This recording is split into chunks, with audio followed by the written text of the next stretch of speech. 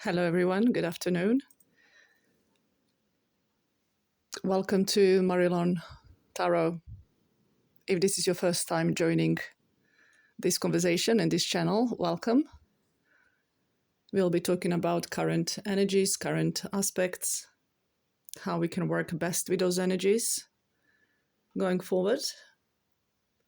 And we are changing from Taurus season to the Gemini season. It's been like 2 or 3 days now, which is very different energy. So from that stable, grounded, stubborn energy, physical energy of Taurus, we are now moving into the Gemini, which is the first air element in a zodiac wheel.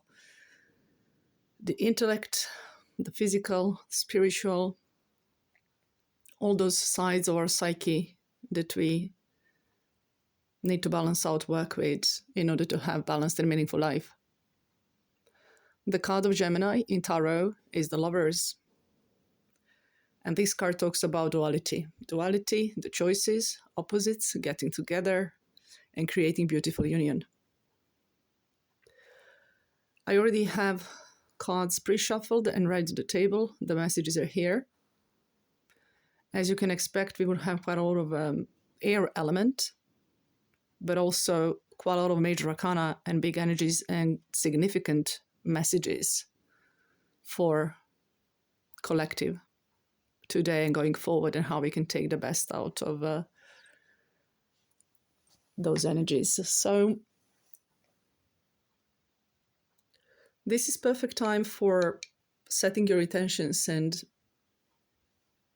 finding the way for new ideas, new approaches. Everything starts from the mind. The thought, the word creates the world. As we have that Mercury strongly influencing the sign of Gemini, basically it rules the sign of Gemini, the intellect, the communication is highlighted here. The first message we have, or the card we have on the top of the spread, is the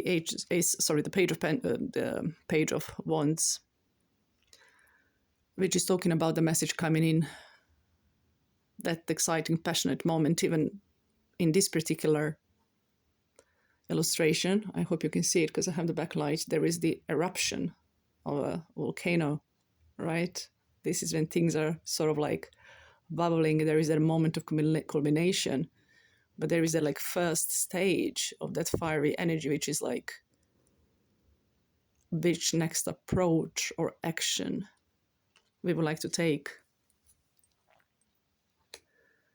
8 of Swords, 4 of Swords, 3 of Swords.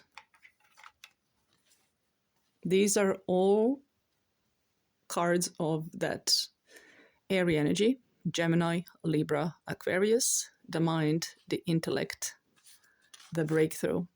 Let's talk about the 3 of Swords for a second. It did come up in a reverse in this reading, and we're talking about releasing any thoughts that feel blocking, releasing any holding on to the outcomes and expectations, understanding where the balance is needed.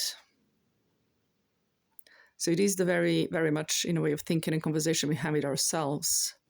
When we do that, we reach that peace of mind, stability. Not my favorite illustration of 4 of Swords, but I love the energy of the 4 of Swords. Is that like a mini hermit card, right? When you're like really, you really know yourself and you know what you can do to calm your mind and ground yourself, which can be very, very much needed with all that mind chatter. And then we have the 8 of Swords, which is the card of self-limiting beliefs that lead to a breakthrough. Understanding, where do I block myself? What is that conversation that I'm having with myself that is not helping me going further? Once we have that realization, we can easily set ourselves free from ourselves. The other smaller energy that we have here in a reading is the 9 of Pentacles, which is the energy that talks about independence, stability, abundance, grounding. This is still that air energy that we are in, or getting out from talking about the Taurus season. And it's like, what do I need to feel safe, stable, secure in that physical sense, and how to create it for yourself, and also allowing yourself to enjoy that moment rather than worrying about what next, especially if you're dealing with uncertain situation, being it work, being it place of living, home, or whatever might be feeling, giving you the feeling of anxiety maybe. You know, it's like really allowing that moment, even like an hour, half an hour a day, where you're going to sit and be present and ground yourself and enjoy what is there. The card of the High Priestess showed up. This is one of my favorite cards, especially when we talk about talking and working with energies. Very, very intuition, very, very strong gut feeling, finding your center, knowing yourself, attracting rather than chasing, and knowing that miracles are possible as long as we detach from the physical and from holding on to the outcomes and focusing on what is bringing our vibration down. She has that like archetype of cat. She has that wisdom. She has that knowledge. She is not easily pulled and pushed by the outside energies. I love her blue gown and the moon, that it's like appearing under her knee, and there she has the moon on her forehead. Beautiful illustration, a lot of blue color, a lot of purple, which is the color of intuition, higher self.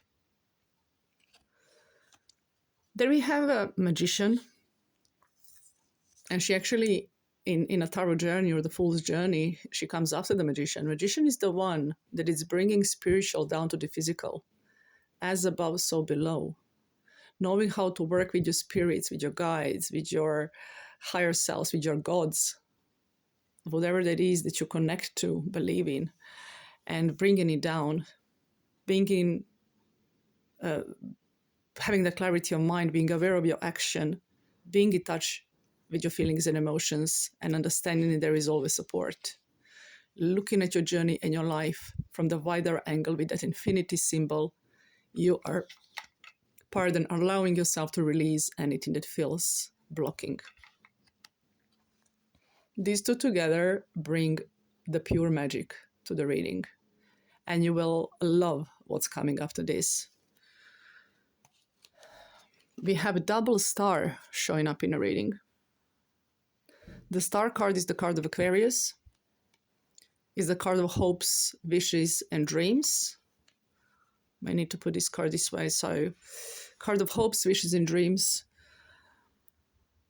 This is the perfect moment to dig in deeper and allow your mind to expand, explore, visualize how you want to see next years of your life.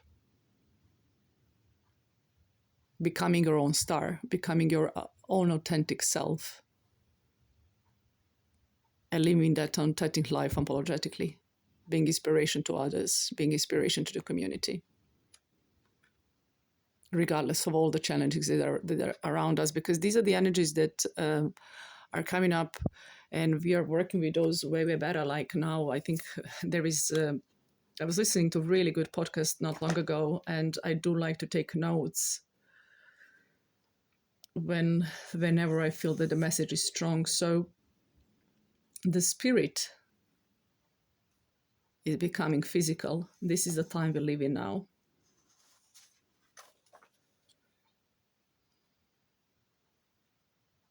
It's very important to use your creative visualization now and affirmation, and cut down that negative thinking, going back to the energy of a Three of Swords.